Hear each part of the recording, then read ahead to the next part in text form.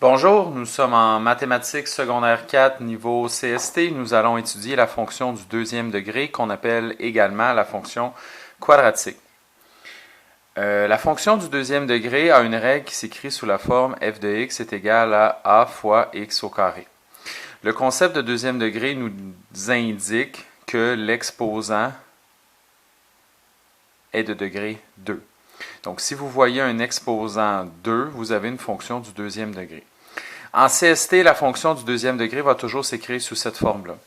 Si jamais vous êtes en SN, vous allez avoir ici un BX et un C qui va apparaître. Donc, d'autres paramètres que le A vont être également présents. En CST, nous travaillons uniquement la fonction f de x est égale à a fois x au carré. C'est la version la plus simple. Donc, comment fonctionne cette fonction? Étudions cette fonction plutôt. Ma phrase va être mieux construite et moins répétitive. Prenons un exemple.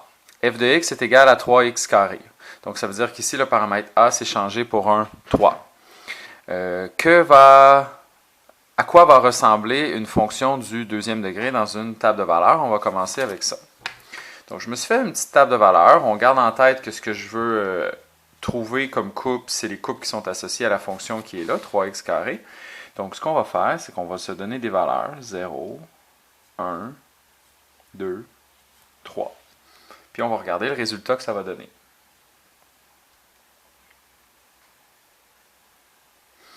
Si on met à 0, je remplace mon x par 0. Je répète, on travaille dans cette fonction-là. Donc, en remplaçant mon x par 0, on va avoir 3 fois 0 à la 2, ça donne 0. Si on remplace par 1, 3 fois 1 à la 2, ça donne 3. 3 fois 2 à la 2, ça donne 4 fois 3, 12. 3 fois 3 à la 2, 3 fois 9, 27. Donc, vite, c'est ce que ça nous donnerait comme résultat. Résultat qu'on pourrait placer dans un plan cartésien ou résultat qu'on pourrait utiliser pour une analyse quelconque dans un problème. Il y a une particularité à la table de valeurs des fonctions du deuxième degré, je vous montre. On va s'intéresser aux accroissements qui se passent pour les y. Donc, quand les x avancent de 1, qu'est-ce qui se passe aux y? Ici, entre le 0 et le 3, on a une augmentation de 3. Entre le 3 et le 12, on a une augmentation de 9. Entre le 12 et le 27, nous avons une augmentation de 15. Si on avait eu une fonction du premier degré, une fonction affine, ax plus b, ici, les accroissements auraient toujours été identiques. Parce qu'un taux de variation va définir une augmentation identique pour une augmentation de x de 1. Par exemple, si quelqu'un, je ne sais pas moi, gagne 20 $ de l'heure, ben si les heures augmentent de 1, de l'autre côté, ça va toujours augmenter de 20. Donc ici, on aurait eu exactement la même chose. Ça aurait été une fonction du premier degré. Si on a une fonction du deuxième degré, regardez ce qui va arriver. Ce n'est pas le premier qui va être pareil, ça va être le deuxième qui va être pareil. Entre 3 et 9, l'écart est de 6. Entre 9 et 15, l'écart est de 6. Puis si je trouvais le suivant, regardez, à 4, 3 fois 4 à la 2, 3 fois 16, 48. Entre 27 et 48, l'écart est grand. L'écart est de 21. Mais de l'autre côté, entre 15 et 21, on augmente juste de 6. Donc ça, c'est la particularité d'une table de valeurs du deuxième degré. C'est que le premier niveau ne sera pas identique, mais le deuxième niveau, lui, va l'être. Donc lorsqu'on va regarder les accroissements des y, on va avoir quelque chose d'identique. Maintenant, dans un plan cartésien, à quoi va ressembler la fonction du deuxième degré dans un graphique? Je vous rappelle que l'objectif est de représenter la même fonction qu'on avait de l'autre côté, 3x au carré. On avait des couples. Je ne sais pas si je suis capable de montrer les deux. Ça va être difficile. Hein? Peut-être si je fais ça comme ça. J'ai beaucoup de choses sur mon bureau. On va entasser un petit peu. Bon, comme ça, on les voit. Ouais, on ne voit pas 100%, mais on devrait être capable de se débrouiller. Le premier couple qu'on avait, c'était 0, 0. Mon point 0, 0 est ici. Après ça, Lorsque le x est égal à 1, le y est égal à 3. Lorsque le x est égal à 1, le y est égal à 3. On aura un point ici. Lorsque le x est égal à 2, on avait 12. À 2, on a 12, juste un petit peu plus haut ici. Et après ça, on avait 3, 27. 3, 27, on est presque rendu. Et si jamais on voulait mettre le 4, le suivant, parce qu'on l'a calculé, on est à 48. Donc là, je suis encore plus haut.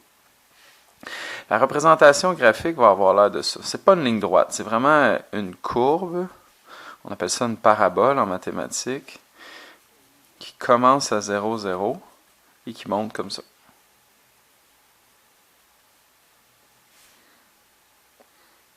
Qu'est-ce qui se passe du côté ici?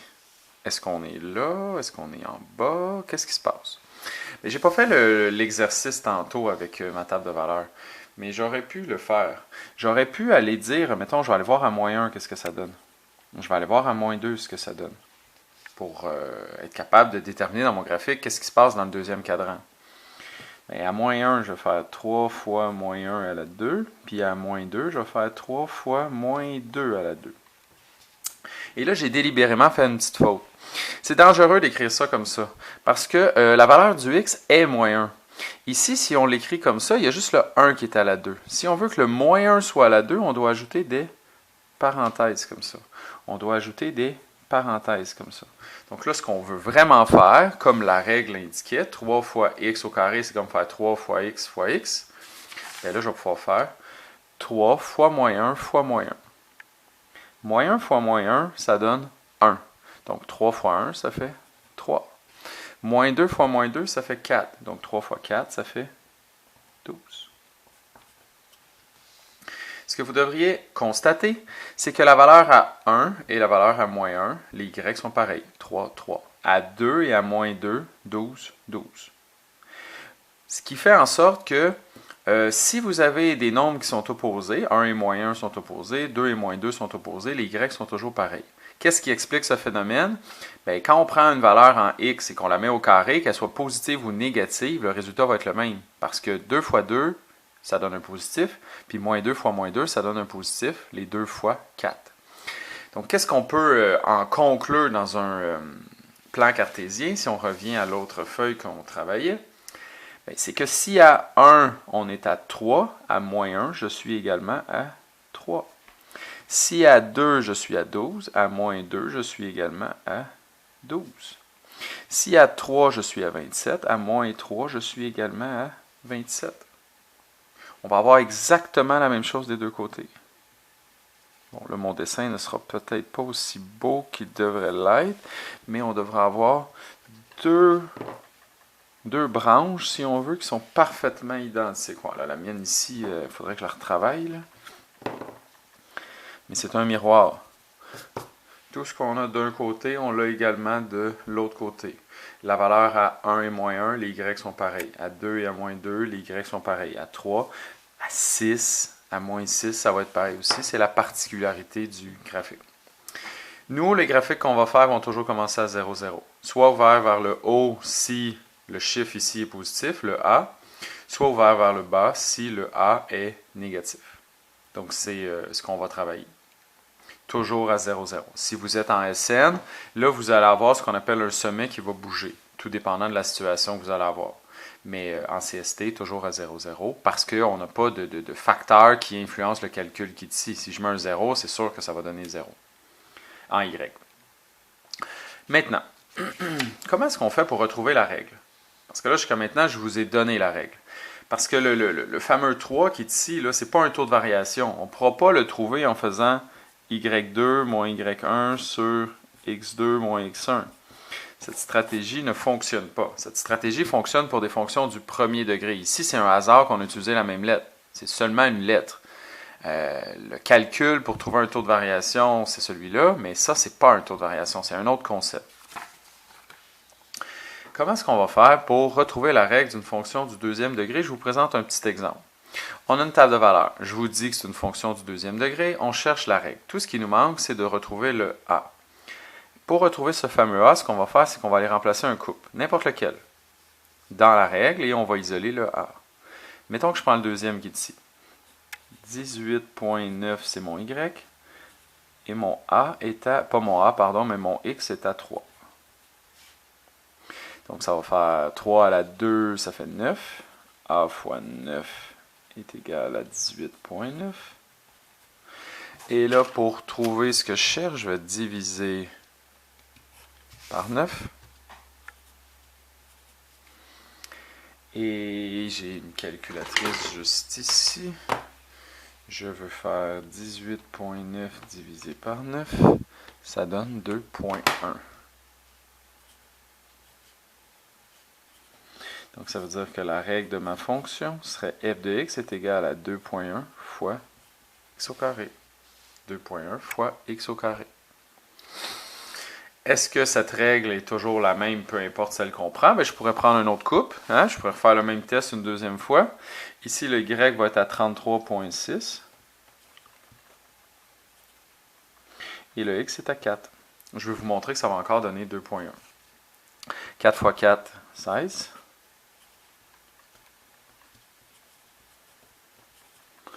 Et là, ben, on divise par 16. 33.6 divisé par 16. J'obtiens encore une fois 2.1 est égal à A. J'obtiens la même chose. Une autre façon de vérifier sa réponse, je pourrais remplacer mon x par 5 pour voir si ça donne la valeur qui lui est associée à un y. 2.1 fois 5 à la 2. Bon, vous voyez peut-être pas bien à cause du reflet, mais 2.1 fois 5 à la 2 donne 52.5. Vous voyez? Si j'essaie avec le 2 en haut, je ne l'ai pas travaillé encore. 2.1 fois 2 exposant 2, ça donne 8.4. Donc voici comment fonctionne la base de cette nouvelle situation. Je résume rapidement. La fonction du deuxième degré va avoir un exposant 2, deuxième. Il y a un a ici qui peut changer selon la fonction. J'ai fait un exemple avec 3. J'ai rempli une table de valeurs. Je vous ai montré que ton chiffre soit positif ou négatif, mais qui est l'opposé l'un de l'autre, les y vont toujours être les mêmes. 1 et moins 1, on obtient les mêmes y. 2 et moins 2, les mêmes y. 3 et 3, 4 et moins 4. 3 et moins 3, devrais-je dire. L'autre particularité de la table de valeurs, c'est que les accroissements des accroissements sont constants. Si ceci est constant, ben ça te démontre que tu as bel et bien une fonction du deuxième degré. Ce serait un outil, là, cette stratégie, pour prouver qu'une table de valeurs est une fonction du deuxième degré. Le graphique ressemble à ceci. Si jamais au lieu d'un 3, on avait eu moins 3, on obtient exactement la même chose, sauf qu'on est ouvert vers le bas. Ça nous aurait donné quelque chose comme ça. Je le fais à main levée. On aurait été ouvert vers le bas, comme ça. On ne peut jamais être ouvert vers le côté, comme ça n'arrivera pas. Ce serait sa réciproque, chose qu'on va parler un petit peu plus tard. Et si on vous demande de trouver la règle, que ce soit dans une table de valeurs ou un graphique, peu importe, tout ce dont tu as besoin, c'est un point. Tu prends un point, je te l'ai montré dans deux exemples, ça va toujours te donner le même mode, ce qui fait en sorte que peu importe le point que tu utilises, ta stratégie va être efficace.